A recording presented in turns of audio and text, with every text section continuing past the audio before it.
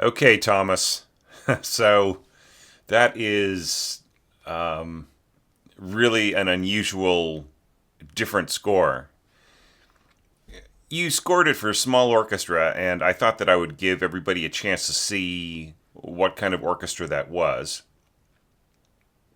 You're saying you want a crisp sound, you went for fewer players. The crispness is going to come partially from your choice of instruments here. You've got uh, E flat clarinet, E flat alto clarinet, essentially a basset horn. For in the context of orchestral scoring, B flat bass saxophone, which is a big fat sound, and then flute on top, trombone on the bottom, two percussion. Now, this is kind of interesting the way that you have asked for you've proportioned the string instruments.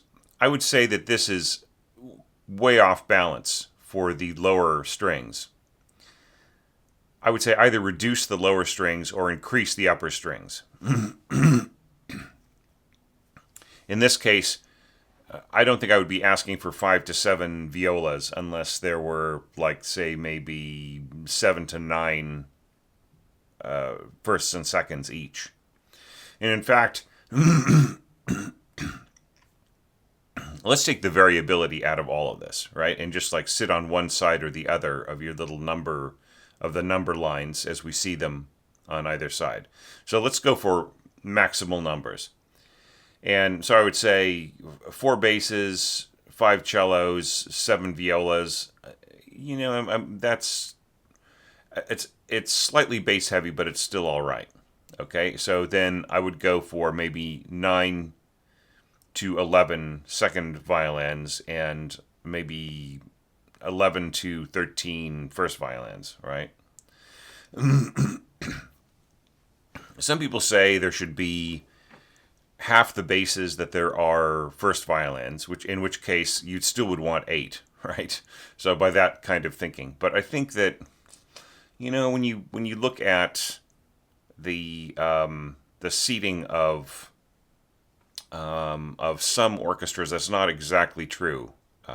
But you still do want to have you still want things to be proportioned a little bit. I think 3 basses and 4 first violins is very bass heavy, right? So by that way of thinking of doubling or of having the basses compared to the first violins, there should be at least 6, right? So there are a bunch of different philosophies, and there's some good writings on this, and I think that I may have written 1 or 2 things about this, but one way or the other, I would just say, looking at this whole orchestra, I don't feel that it is quite balanced, and you know, I mean, there's you want a smaller orchestra, you want a smaller sound, but the I suppose you're thinking of the bass saxophone taking the place of bassoon, but the ability of bass saxophone to merge and double, like, say, cellos or basses is a little limited. It has such a radiant sound. It has such a buzzy sound. It is not like the easiest instrument to do doublings and to build textures with. Then alto clarinet. I mean, a well played alto clarinet is just really gorgeous, and there has been a bit of a reputation of the alto clarinet as being not the most useful instrument to score with, and that is partially due to the fact that there are a lot of alto clarinets out there in band rooms that are in really bad condition, and almost nobody ever plays them, and they've just sort of been relegated to the cupboard. And so occasionally somebody will pull one out and play it for a laugh, right? They'll have the wrong reed. The pads on the instrument will be kind of falling apart. So it's not so much the instrument's fault that it has a bad reputation. It's just the way that it's being used. And then you've got the two trumpets and one trombone. So I just feel like there's some work that could be done here to balance things out a little bit. I would say, like, if you could add, looking at this whole panoply, I would actually say two flutes, one soprano saxophone, then E flat clarinet and E flat alto clarinet, and then actually baritone saxophone is what I would go for rather than bass saxophone.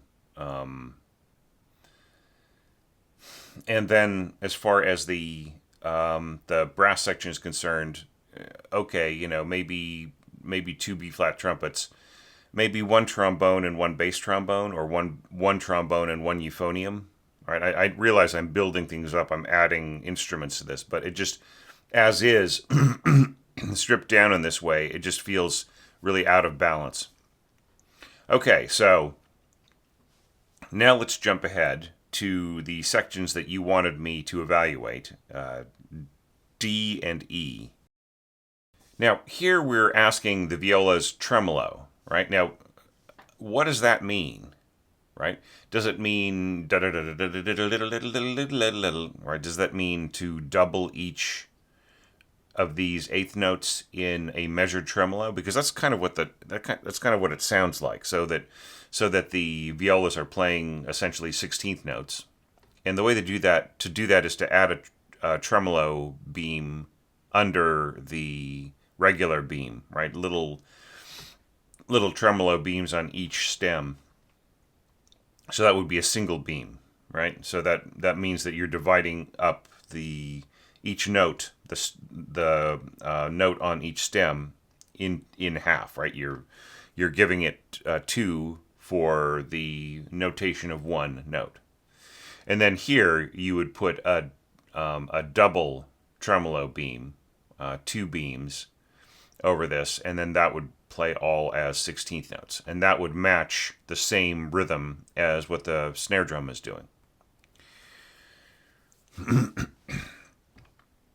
But just saying tremolo means that you'll get an unmeasured tremolo, and it's really, really better to not just use the word tremolo, right? It's like just writing the word trill, right? And then, like, what does the player do? Just trills every note.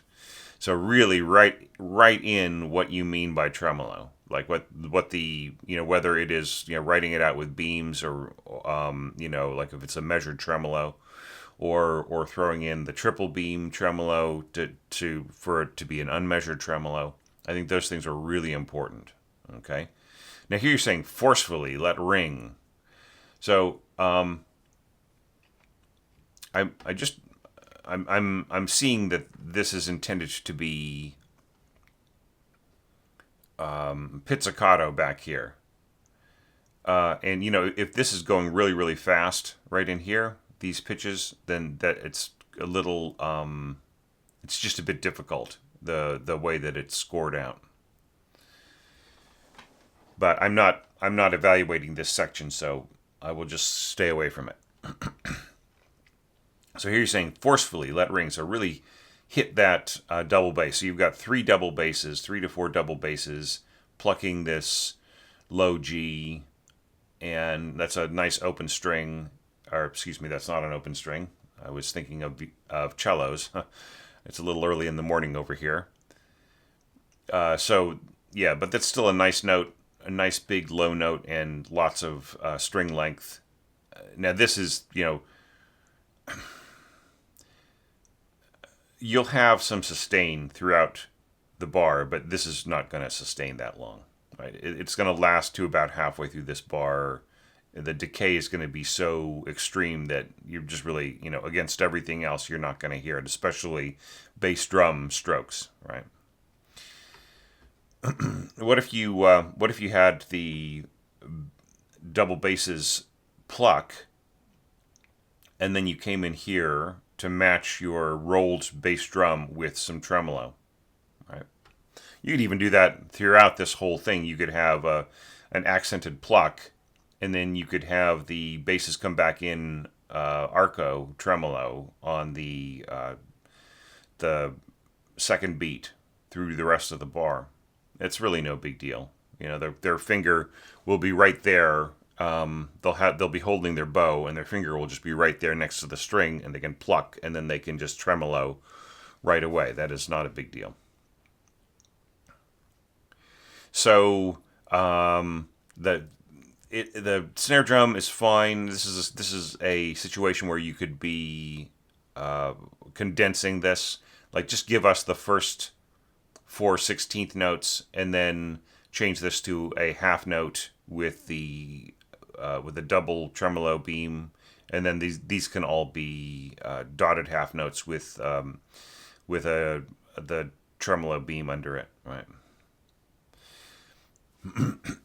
Now here, this is like not really a thing. Sforzando pianissimo, right? So I mean, like, I'm not sure what you're asking here. Are you asking the person to damp it? See, like, bass drum, like, once you hit it, it is hit, right? There's no way to reduce the sound except for by damping it, right? And that isn't that means that you do not have a mark of sforzando pianissimo.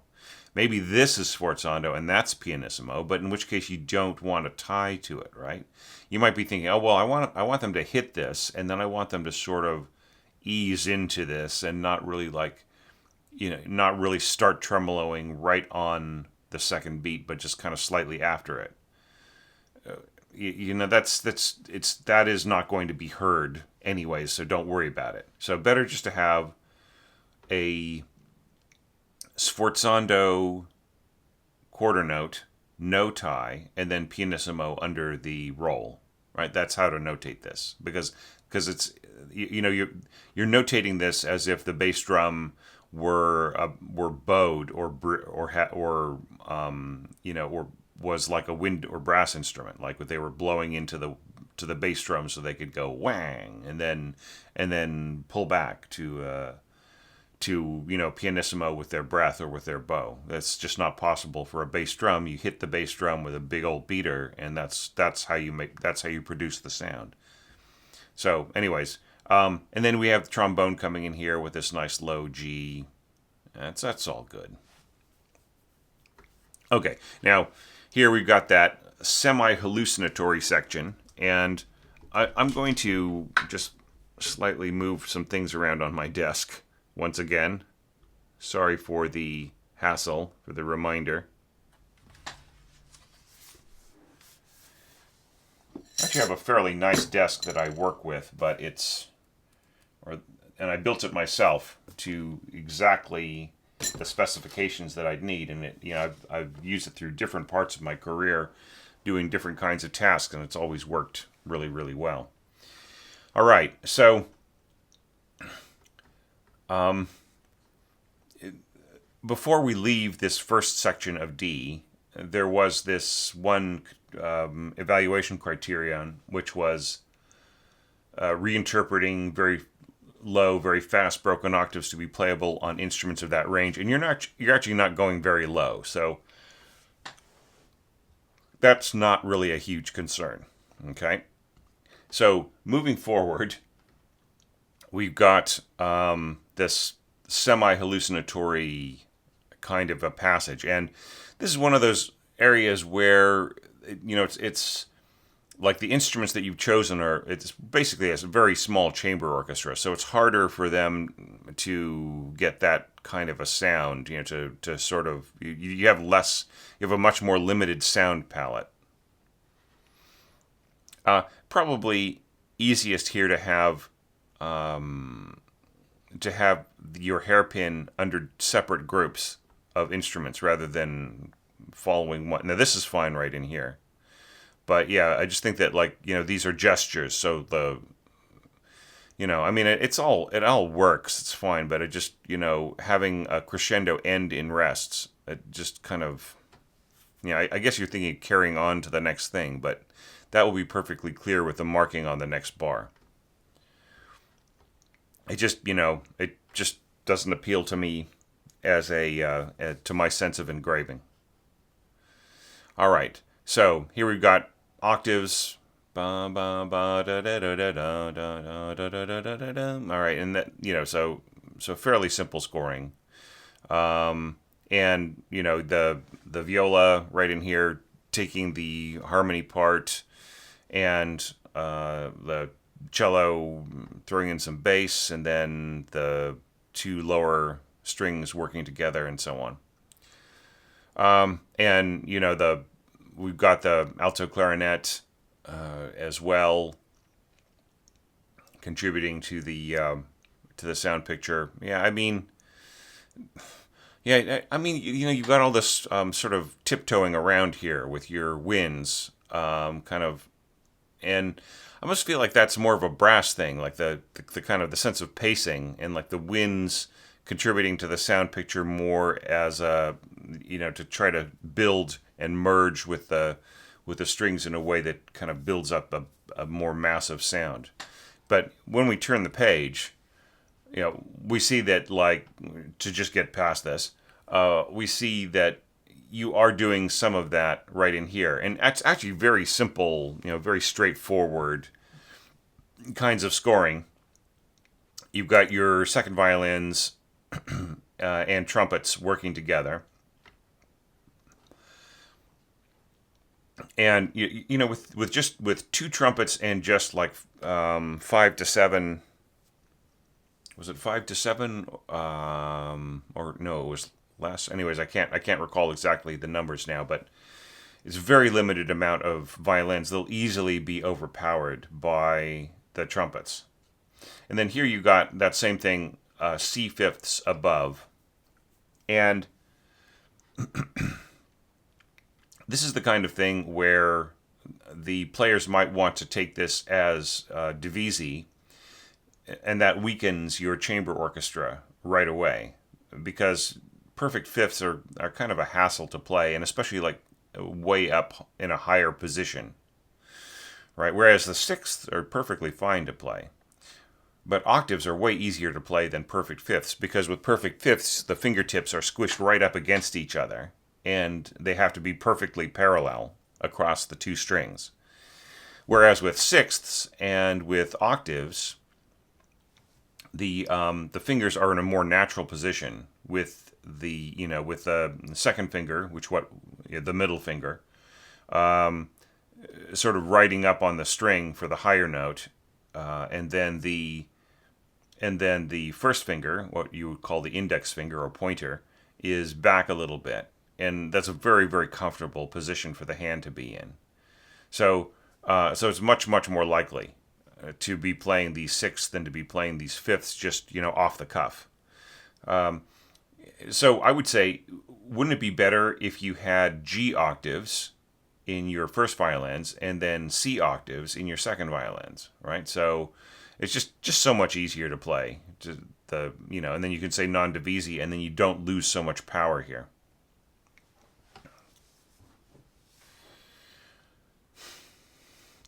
So, fairly powerful expression right here of the way that your strings are working together.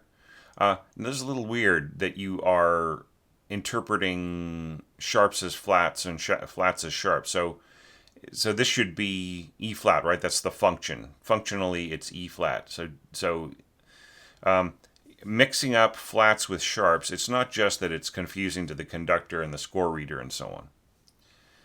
It's also that you have to think about, like, what is the actual function of that note, and will the player, with a sharp, there's a tendency to, as a leading tone. So if this was a D sharp leading tone to E, it might have a slightly different intonation than if it were an E flat, the minor third of a C minor chord, right?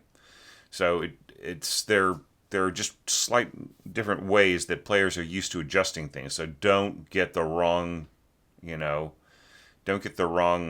kind of accidental on this note. So yeah, so obviously this is E flat and so on, and then this is G above it, doubling the top here. And I have to say, it's very, very, you're saying crisp and so on. It's very tinny almost, just the way that this is scored with real instruments. It's going to be very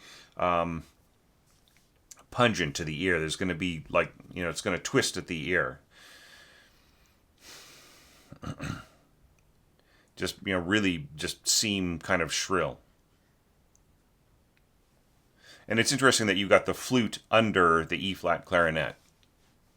See, here's where I think that it would be great to have soprano saxophone. So, like, having soprano saxophone support from below with the E-flat clarinet, I think is is more works together a little bit better than flute supporting from below, because the E-flat clarinet sound is going to be so powerful. It's really going to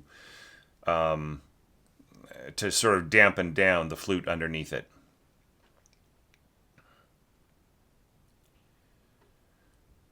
Right, and I mean, it's so cool that you're using the alto clarinet, and I would say that I mean, if you're going to do something really weird like this, or weird is the wrong word, offbeat, right? Just very kind of non-standard, right? And this is the best way of putting it. If you're going to work with a non-standard ensemble approach, I think it is it's really better to have to have good feedback from the notation software. I'm guessing once again this is Dorico. This sort of looks like the Bravura font to me. So once again, not to turn into a shill for Note Performer, but it's very low cost, and it's very goes very easy on the available RAM in your system if you've got a bunch of things running, and it will give you a way better idea of what your score sounds like than the mock-up that you sent me. All right, so here I feel that we have a lot of problems going forward from the agitato. No, see, we had agitato before, and it was slightly faster than this agitato. So that doesn't make this poco agitato. It's still really fast. I'd say poco agitato would just be, it's a little agitated. It's not slightly less agitated than the last agitated part, right? So I think you can go ahead and just say agitato.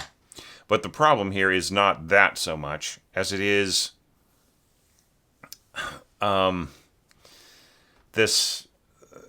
this thing right in here where you've got the first violins and the second violins coming in a section that is supposed to be very, very precise, right? That that is, and then once again, I'm not sure what you mean by tremolo. Do you mean 16th note measured tremolo here, or do you mean just like unmeasured tremolo? So this was one of the pitfalls. Maybe you missed the announcement video where I talked about how the rotating patterns that were in these sections really represented, ba ba ba ba ba ba ba bum, and perhaps should be interpreted by those notes rather than spread around the way that they were in the piano score. Perhaps you missed that. Okay, but this is probably not going to work all that well. That's just that trying to think that the violins are going to be incredibly precise on just that, you're just coming in a hair early so that it breaks up the pattern between the instruments. So that's probably not going to work as well as you think. And then the other problem that I have with this is a problem of proportions, right? You used the snare drum really nicely before, and that was a unique thing to do. Now here it's no longer unique, right? It's just the same thing as before. So I think that you ultimately, if you're going to take this score and polish it up and perhaps see if you can put together an amazing band of players to play it, then think about some other way of pacing the 16ths in here besides snare drum, because I feel that it's just repetitive, or of the previous section.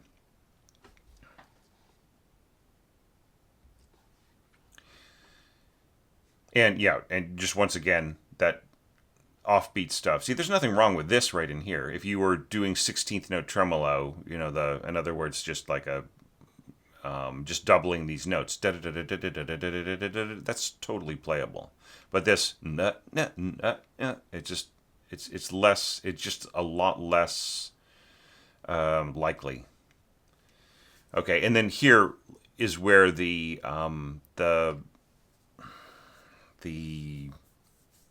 mock-up really lets you down, I feel, because it just makes the alto clarinet sound very ordinary and blah. And alto clarinet should sound thrilling, right? It should sound just out of this world, right? It should have a poetic sound that's heavily, that's exotic. It should take your breath away, right? And in this context, it's just really comes off as being rather dull. Now, just looking over the whole thing, okay, espressando, that's something that I haven't run into. Espressivo, perhaps.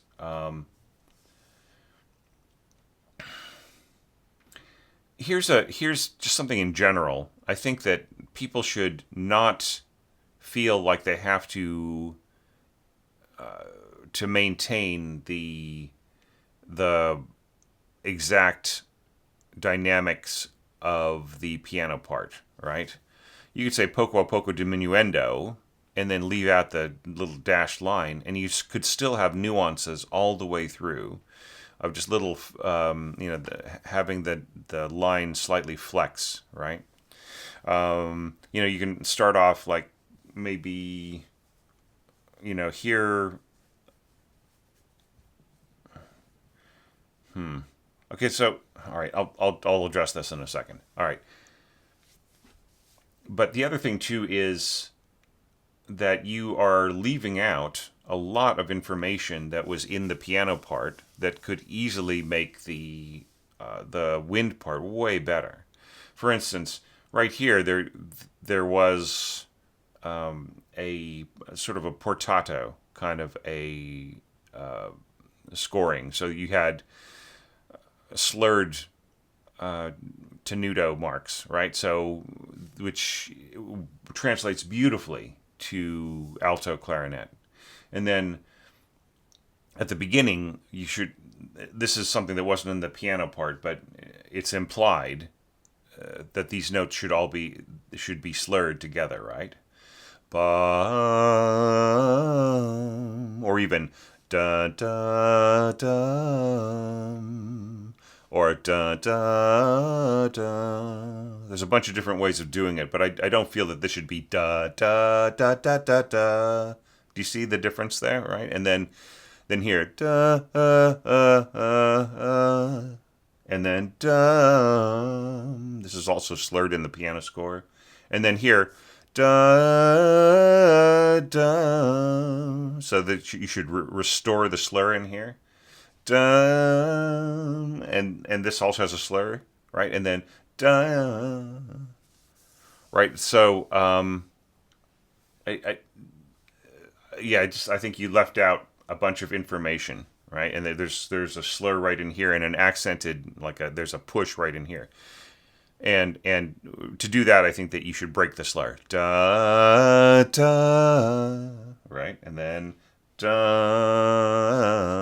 that's also slurred. So yes, just leave in the slurs. And then there are also slurs in the piano part as well, right? So right now you've got da ta ta ta ta, bobo bobo, up down up down up down, right? But in the piano part, it's if you were to translate this as bowed, it would be da ta. You know what I mean? And then the same thing would you would want to translate the same thing onto your solo cello. And here I would say, don't say one player, say solo. I mean, okay, there is a difference between one player and solo, right? So with one player, you're saying, well, it is, this just this one person is playing, but they're not playing a solo, right? They may be a solo player, but they're not playing a solo. The solo is here, right? But you don't need to worry about that. Just write solo, okay? So yeah, so this is also a rotating pattern, right? So when you're playing it on piano, the the notes are following each other, and each note is being played percussively, and then the after the attack, the sound the sound just sustains, right? That is how this is being interpreted, right? And I think I did mention this in the in as part of my possible pitfalls, right? And that is that the like when you completely just drop the exact style onto this, like say strings or brass or whatever, then you just really start to hear that right, rather than da do do dee da do do dee da do do dee da, like the especially the line on top just becomes just very almost seesawing, or kind of nautical. Okay, and then we come to the end here.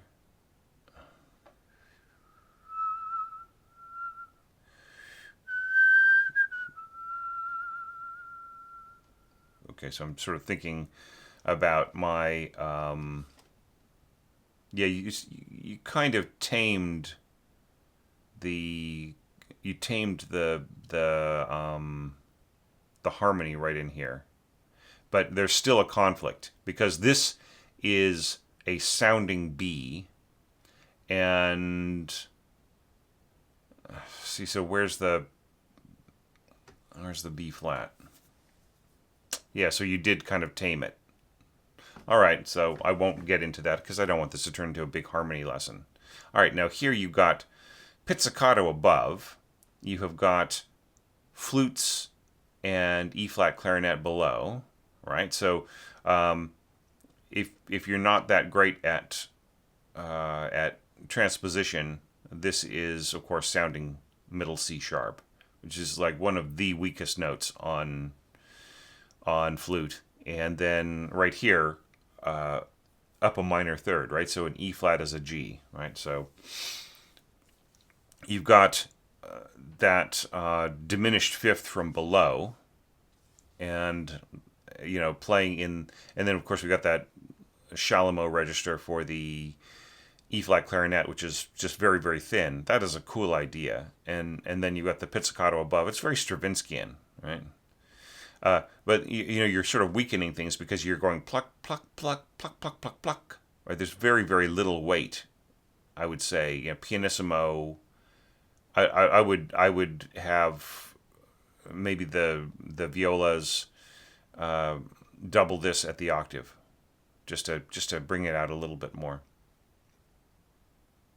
Okay, and then right here, the way that this plucks a half note, and the way that this maintains like a longer tone. See, before you have staccato winds and you have pizzicato strings, and you've got some tight little snare drumming in there.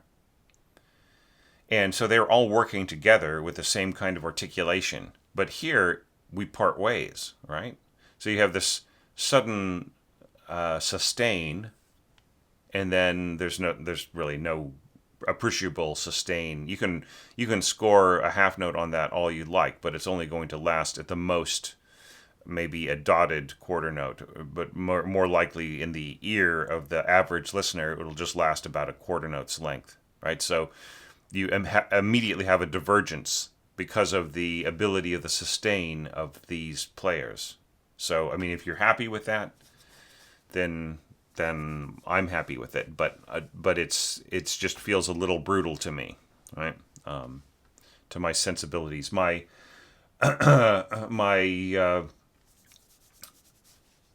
my very fragile sensibilities. And then once again, we're missing the beautiful opportunity of a slur right here. Ba bum is written right in the piano score, and then it's really strange. It's a bit inconsistent. Like some slurs you put in, and some you didn't. So I'm just kind of not sure why not. Now, okay, so here is where the baritone sax, just kind of really becomes like, just you can really feel the difference. Like you hear this is a soft passage. Now, of course, it will not be as brutal, to use the word brutal again. Sorry, don't want to overuse that, but it's not going to be as brutal as you're hearing it in your mock-up. Okay, so a good bass sax player should be able to play a softer sound down there. And I mean, I really love this idea of this solo in there, right? That is so cool. It's going to sound very ominous with the right instruments, with the actual live instruments. But the difference in strength between this, and the sort of buzziness and the warmth between this and triple P middle strings is going to be marked, very, very marked, right? Then you have it's just where everything's kind of out of balance here, right? You're going down to pianissimo here, and you got the ba-da-dum.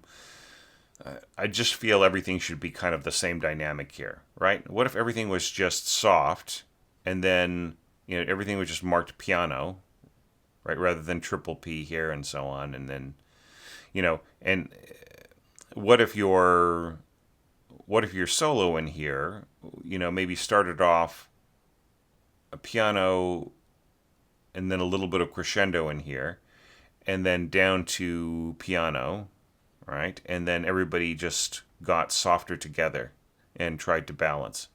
I mean, it's almost as if right here you're becoming really aware of the fact that the bass sax sound is going to be very prominent. I have heard some bass sax playing. There's this one guy. He retired recently. Is in his early 80s when he retired. But I watched his retirement concert. He was a member of a sax quartet, and he played baritone and bass sax. And wow, his bass sax playing was amazing. And the subtleties and the colors and the nuances, were just amazing. So I think a good bass sax player could bring everything down to kind of match what's going on. Okay. And then this is really lovely, the way that you end it, right? So I just feel like, to sum everything up, I feel like the small group that you put together here has got its own limitations. And you just are really going to have to put a huge amount of work into compensating for just the peculiarities of the instruments, and to try to get them to work together and to anticipate things and to meaningfully phrase certain instruments, and to think about rotating patterns rather than just to think about the meaning of what was in the score, what was Falla trying to do. He was interpreting a rotating pattern between two lines, which is a very cool little thing to do, but it's just a very practical way to read it, rather than having a grand staff with the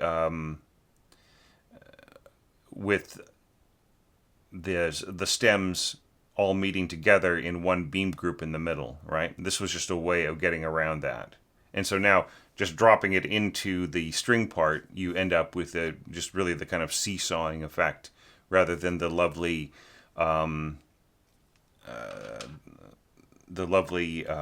rotating pattern kind of an effect. All right, so just all of these things to think about, right? But I'm sure you can do it, and it's notated really beautifully. And obviously you're thinking about some of these questions, right? So if I helped you with it, I hope I gave you some things to think about there. In terms of overall balance and merging tones and everything else.